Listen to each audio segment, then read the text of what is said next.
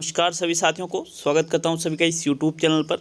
साथियों, आपके जो आज 24 जुलाई को पेपर हुआ था लेवल 2 का, उसकी आंसर की लेकर आया हूं। जितने प्रश्न मुझे मिले हैं उन प्रश्नों की, तो माध्यमिक शिक्षा बोर्ड राजस्थान द्वारा जो आयोजित रीट एग्ज़ाम है लेवल 2 जो 24 जुलाई को आयोजित हुआ था साथियों, उसकी आंसर की है ये। तो जो यहाँ पर आपको लगता है कि भाई ये प्रश्न भी आया था, इनके अलावा जैसे 25-30 प्रश्न तो यहाँ पर मैं आपको बताने वाला हूँ। इनके अलावा जो प्रश्न आपको लगता है कि जो मैं बता रहा हूँ इनके अलावा ये प्रश्न भी आए थे, वो आप कमेंट बॉक्स में कमेंट जरूर करिएगा साथियों, क्योंकि ये प्रश्न भी आप जैसे साथियों ने ही हमें बताया है। ऐसा नहीं है कि भाई ये प्रश्न कहीं से मैं ऐसे ही उठा के बना रहा हूँ, आप जैसे साथियों ने ही मुझे इन प्रश्नों से अवगत कराया है। तो चलिए शुरू करते हैं इस वीडियो को। इसमें देखिएगा आपको हिंदी के प्रश्न देखने को मिलेंगे, साइकोलॉजी के प्रश्न देखने को मिलेंगे, मनोविज्ञान के, ठीक है। आपको संस्कृत के प्रश्न देखने को मिलेंगे, आपको एसएसटी के प्रश्न देखने को मिलेंगे और आपको गणित विज्ञान के भी प्रश्न इसमें देखने को मिलेंगे साथियों। तो देखिएगा यहाँ पर जो पहला प्रश्न मेरे पास आया था वो था राष्ट्रगीतम। ये राष्ट्रगीतम जो शब्द है इसमें समास पूछा गया है। तो साथियों इसका जो सही आंसर है वो रहेगा तत्पुरुष समास है राष्ट्रगीतम शब्द में। संस्कृत में आया था शायद ये प्रश्न, और इसका सही उत्तर क्या रहेगा? तत्पुरुष समास इसका सही रहेगा। संस्कृत में या हिंदी में ऐसे तो मैंने पूछा नहीं, राष्ट्रगीतम लिखा हुआ है तो लगभग संस्कृत में आया था, ठीक है। नेक्स्ट दूसरा प्रश्न जो था ओ माँ रेखांकित शब्द है, तो ये ओ माँ पे ही रेखांकित है। टाइपिंग मिस्टेक की वजह से पूरी लाइन पे ही यहाँ पर रेखांकित हो चुका है। तो ओ माँ, ओ शब्द के बाद में यहाँ जो आपके विस्मय सूचक चिन्ह है वो आया था और शब्द आया था बाद में माँ। इन दोनों पर अंडरलाइन हो रही थी साथियों। और कि भाई ये रेखांकित शब्द क्या है, तो संज्ञा है या फिर अव्यय है, सर्वनाम है, इस प्रकार ये कुछ विकल्प थे। तो इसका जो सही आंसर है वो अव्यय रहेगा साथियों। क्या रहेगा? अव्यय रहेगा, ठीक है। नेक्स्ट तीसरा प्रश्न देखेंगे तो आपके प्रश्न संख्या 3 जो मेरे सामने आया है वो है थॉर्नडाइक का नियम नहीं है। तो साथियों साइकोलॉजी का प्रश्न है। विकल्प थे प्रभाव का नियम, अभ्यास का नियम, तत्परता का नियम और साहचर्य का नियम। तो देखो थॉर्नडाइक के द्वारा जो सीखने के नियम दिए गए हैं उसमें इन नियमों को भी दो भागों में विभाजित किया गया है। एक तो आपके मुख्य नियम है और एक आपके गौण नियम है। अब मुख्य नियमों की बात करें तो प्रभाव या परिणाम का नियम है, तत्परता या तैयारी का नियम भी है और अभ्यास का नियम भी है। तो मतलब ये तीनों विकल्प तो इस प्रश्न में सही थे। तो आपका सही आंसर कौन सा रहेगा साथियों? साहचर्य वाला जो नियम है ये थॉर्नडाइक के नियमों में सम्मिलित नहीं होगा। तो साहचर्य वाला विकल्प हो सकता है आपके विकल्प इधर उधर हो, क्योंकि यहाँ पर जो विकल्प भी देखो, विकल्प भी लेकर आया हूँ साथियों कि भाई इस प्रकार से विकल्प थे। तो जिस प्रकार से आपको एग्जाम आपने दिया है उसी प्रकार से मैं सॉल्यूशन कराने की कोशिश कर रहा हूँ। और एक बात और ऐसी है कि मैंने पिछले वीडियो में देखा है कि कई लोगों ने कमेंट किया कि सर ये तो प्रश्न ही नहीं आए थे। तो भाई ऐसा है कि फर्स्ट शिफ्ट सेकंड शिफ्ट 23 जुलाई की अलग थी, फिर आज 24 जुलाई की फर्स्ट शिफ्ट हो चुकी है। तो साथियों आप एक बार यूं तो देख लीजिए कि कौन सी शिफ्ट का पेपर हल किया जा रहा है। तो ये 24 जुलाई की फर्स्ट शिफ्ट का पेपर है ये, ठीक है। उसमें देख सकते हो बिल्कुल जो जिस अभ्यर्थी ने पेपर दिया है उनसे पूछ सकते हो आप ये चीज़। तो चौथा विकल्प यहाँ साहचर्य वाला सही रहेगा। नेक्स्ट चौथे प्रश्न की ओर बढ़ते हैं। आपके प्रश्न संख्या 4 जो यहाँ पूछा गया था, उपलब्धि परीक्षण में निर्माण के समय किसकी आवश्यकता नहीं होती है? वस्तुनिष्ठता की, विश्वसनीयता की, वैधता की और उपचारात्मक शिक्षण की। ये चारों ही विकल्प दिए गए थे साथियों। तो जो उपलब्धि परीक्षण होता है, जो जिसको हम साथियों इंग्लिश में क्या कहते हैं, अचीवमेंट टेस्ट, उपलब्धि परीक्षण, इसमें वस्तुनिष्ठता, वैधता और विश्वसनीयता की तो जरूरत होती है, लेकिन उपचारात्मक शिक्षण की आवश्यकता नहीं होती है, क्योंकि जो उपचारात्मक शिक्षण होता है ये तो अलग से होता है, ठीक है। उपलब्धि परीक्षण अलग है, उपचारात्मक शिक्षण अलग है, इसलिए चौथा विकल्प आपके इस प्रश्न का सही उत्तर होगा। नेक्स्ट प्रश्न संख्या 5 की ओर बढ़ेंगे तो पांचवा प्रश्न है उपगतम शब्द में प्रत्यय है। तो ये संस्कृत का प्रश्न है साथियों, कमेंट करके जाइएगा उपगतम शब्द में कौन सा प्रत्यय लगा हुआ है, ठीक है। नेक्स्ट क्योंकि इसके ऑप्शन मेरे सामने नहीं थे। तो छठा प्रश्न है दैनंदिनी शब्द है। तो साथियों इस प्रकार से वाक्य था, हालांकि मैं पूरा प्रश्न टाइप नहीं कर पाया हूँ क्योंकि विद्यार्थियों को भी पूरा प्रश्न याद नहीं है। तो देखो दैनंदिनी जो शब्द है उसका यहाँ पर उसके बारे में पूछा गया है कि दैनंदिनी क्या है। तो साथियों दैनंदिनी अध्यापक की डायरी होती है और यह एक पुस्तक का नाम है, मतलब एक डायरी का नाम है तो फिर ये क्या हुई, संज्ञा हुई साथियों। यहाँ संज्ञा हुई, समास ऐसे विकल्प में था और एक और चौथा विकल्प तो ध्यान नहीं रहा तो फिर उसको नहीं लिखा है, तो संज्ञा वाला विकल्प यहाँ पर सही है, आपको सही आंसर बता दिया गया है। नेक्स्ट जो प्रश्न आया था साथियों वो था आपके प्रतिभाशाली बालकों के लिए क्या अपेक्षित नहीं है, तो तीसरा और चौथा विकल्प तो इसका आंसर नहीं था और वो याद भी नहीं रहा, लेकिन दो चीज़ों में कंफ्यूज हुए थे अभ्यर्थी की, एक तो ग्रेडिंग उन्नयन और विशेष कक्षाएं। तो जो प्रतिभाशाली बालक होते हैं साथियों उनके लिए इनमें से क्या अपेक्षित नहीं है, ये आपसे प्रश्न संख्या 7 में पूछा जा रहा है। तो 7वें प्रश्न में जो सही आंसर है साथियों वो दूसरा विकल्प सही रहेगा, विशेष कक्षाएं। ठीक है, और नेक्स्ट 8वां प्रश्न देखते हैं, तो आपके प्रश्न नंबर 8 है, पियाजे के संज्ञानात्मक सिद्धांत से संबंधित नहीं है, इसकी माँ आत्मसातीकरण, एसेमाइलाइजेशन, और ये चौथा जो विकल्प है उसमें डाउट है, मतलब ये पता नहीं कि भाई इसका चौथा विकल्प कौन सा था। अगर आपको पता है तो आप कमेंट बॉक्स में कमेंट करिएगा, क्योंकि यहाँ पर जो चौथा विकल्प है, अब विकल्पों को देख के हम कह सकते हैं तो चौथा विकल्प हमारे सामने आया नहीं, बाकी स्कीमा संबंधित है, आत्मसातीकरण संबंधित है, एसेमाइलाइजेशन संबंधित है, तो चौथा विकल्प आप कमेंट कर सकते हो। नेक्स्ट 9वां प्रश्न देखेंगे। 9वां प्रश्न है, भाषा की कक्षा में इनमें से कौन सा शैक्षिक सहायक उपकरण सर्वाधिक रूप से उपयोग लिया जाना चाहिए। तो पहले और दूसरे विकल्प में अभ्यर्थी बहुत ज़्यादा कन्फ्यूजन थे साथियों, और इसका तीसरा और चौथा विकल्प सामने नहीं आया है, लेकिन इसका सही उत्तर टेलीविज़न होगा। क्यों होगा, क्योंकि टेलीविज़न और जो दो विकल्प थे वो कमज़ोर थे, मतलब ठीक है, OHP और टीवी से। तो जो टीवी है, टेलीविज़न है, यह एक दृश्य श्रव्य उपकरण है, ये आप सभी को पता है, और दृश्य श्रव्य उपकरण में एक से अधिक इंद्रियां काम कर रही है साथियों, अतः यही इसका बेस्ट विकल्प होगा प्रश्न संख्या 9 में। नेक्स्ट 10वां प्रश्न देखते हैं, तो चलिए 10वें प्रश्न की ओर बढ़ते हैं। 10वां प्रश्न जो पूछा गया था, विकल्प भी पूरे हमारे सामने आ चुके हैं।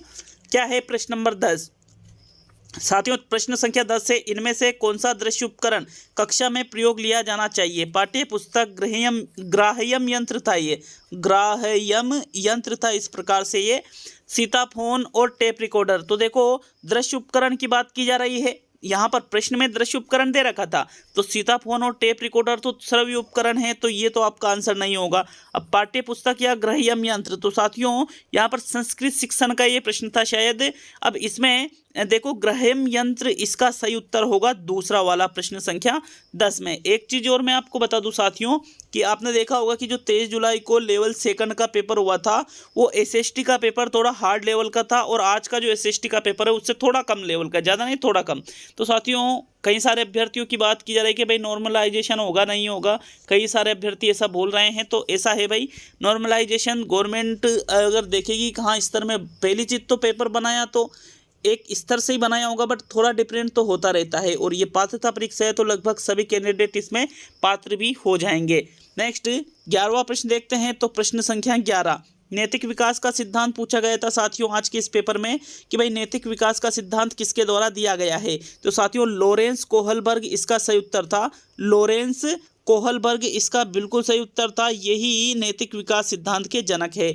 अतः यहाँ पर कोहलबर्ग वाला जो भी आपका विकल्प था जहाँ पर कोहलबर्ग लिखा हुआ था वही इस प्रश्न का बिल्कुल सही आंसर है।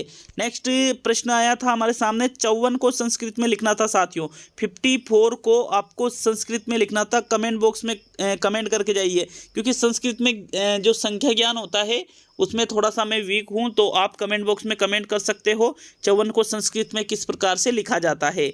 नेक्स्ट 13वां जो प्रश्न आया था वो है, उत्तम परीक्षण की विशेषता है, तो वेदता, विश्वसनीयता, वस्तुनिष्ठता और सभी। अब आप कहोगे सर ये प्रश्न तो आया ही नहीं था, तो ऐसा है भाई गणित विज्ञान की जो शिक्षण विधियां हैं उनके प्रश्न भी मैंने यहाँ पर सम्मिलित किए हैं, क्योंकि मैंने सिर्फ ऐसा नहीं है कि SST के ही हिंदी साइको इनके नहीं, गणित विज्ञान के शिक्षण के भी प्रश्न इसमें सम्मिलित है। तो बिल्कुल 100% ये सभी प्रश्न आए हुए हैं साथियों। उत्तम परीक्षण की जो विशेषता है वो इनमें से कौन सी है, तो उत्तम परीक्षण में वैधता भी होती है, विश्वसनीयता भी होती है, वस्तुनिष्ठता भी होती है, अतः इनमें से सभी वाला जो चौथा विकल्प है इस प्रश्न का बिल्कुल सही आंसर है साथियों। ठीक है, सभी वाला।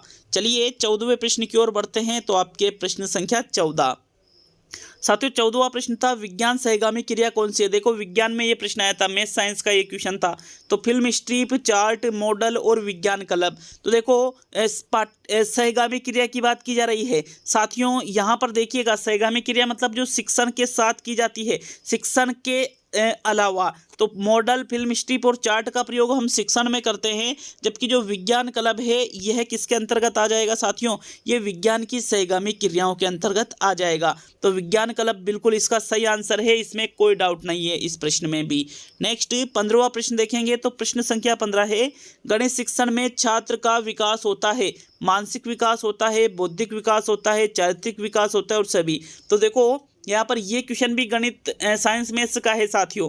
गणित शिक्षण में विद्यार्थी का विकास मानसिक, बौद्धिक, चारित्रिक तीनों ही रूपों में होता है, अतः इनमें से सभी वाला जो चौथा विकल्प था वो इस प्रश्न का बिल्कुल सही आंसर है साथियों। नेक्स्ट 16वां प्रश्न देखेंगे तो आपके प्रश्न नंबर 16 एसएसटी से है, मोतीलाल तेजावत का मूल गांव पूछा गया था साथियों। एसएसटी के प्रश्न आ रहे हैं अब, ठीक है। तो मोतीलाल तेजावत का मूल गांव यहाँ पर पूछा गया है, कहाँ के रहने वाले थे, उदयपुर के। और उदयपुर में भी कौन सा गांव था, कोल्यारी। कौन से गांव के रहने वाले थे साथियों, ये कोल्यारी गांव उदयपुर के रहने वाले थे मोतीलाल तेजावत। नेक्स्ट 17वें प्रश्न की ओर बढ़ते हैं। वापिस बता रहा हूं आपको कि आप कमेंट बॉक्स में कमेंट जरूर करिएगा साथियों। अगर आपको प्रश्न अलग लगते हैं कि भाई यार ये इसमें तो बहुत सारे प्रश्न आए थे, तो आप कमेंट जरूर कर सकते हो। और ये भी कमेंट करिए साथ में कि ये नहीं आए तो फिर कौन सा आए थे। हालांकि ये आए थे क्योंकि उन्हीं छात्रों ने ये पेपर बताया है जिन्होंने पेपर दिया है, ठीक है। मैंने मेरी मर्जी से नहीं बनाया इसमें कोई सा भी क्वेश्चन। तो 17वां प्रश्न है, आदिवासियों का कुंभ किसको कहा जाता है साथियों। आदिवासियों का कुंभ बेनेश्वर मेला जो है साथियों, उदयपुर नहीं, सॉरी टाइपिंग मिस्टेक हुई है, डूंगरपुर। बेनेश्वर मेला डूंगरपुर को आदिवासियों का कुंभ कहा जाता है। नेक्स्ट 18वां प्रश्न देखेंगे तो आपके प्रश्न संख्या 18 है, राष्ट्रीय विधिक दिवस कब मनाया जाता है। ऐसा प्रश्न भी आया था आज साथियों। तो राष्ट्रीय विधिक दिवस कब मनाया जाता है, प्रत्येक वर्ष 9 नवंबर को राष्ट्रीय विधिक दिवस मनाया जाता है। नेक्स्ट प्रश्न संख्या 19 की ओर बढ़ेंगे साथियों। एक चीज़ और है कि आज रीट के जो प्री रीट है इसके एग्जाम पूरे हो चुके हैं, 4 परीक्षा पूरी हो चुकी है आपकी।